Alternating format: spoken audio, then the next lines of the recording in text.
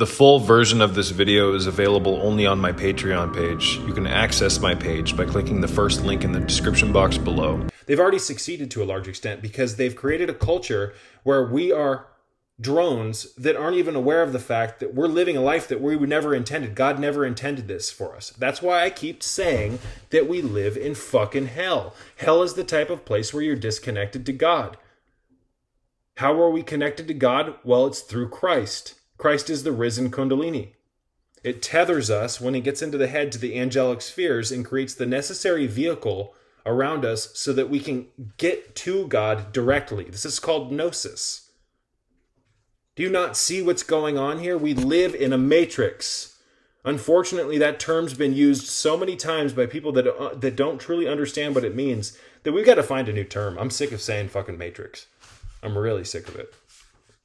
Because so many of these douchey people and these YouTubers use it without actually understanding what it actually is. It's a prison system. But you don't know that you're in a prison system because you don't have a reference point. You see, the imprisonment is of your mind and body. It's your genetics. You've been turned off and you're not even aware of it. And your biofield, your aura, your Merkaba, your light body vehicle, the chariot that connects you to God through Christ, Christ being the risen Kundalini, the risen or awakened chakras, it's shut off, and it's not just being shut off, it's being hacked into wirelessly. You are your energy, your vril, which your energy field produces, is being vampirized. That's why I always reference the scene in The Matrix, not to bring it up again, when Neo finally unplugs before he's dumped into the sewer system and picked up by the Nebuchadnezzar. Remember when he unplugs and he looks around and he sees all the people generating energy while they're plugged into their pods for the machines?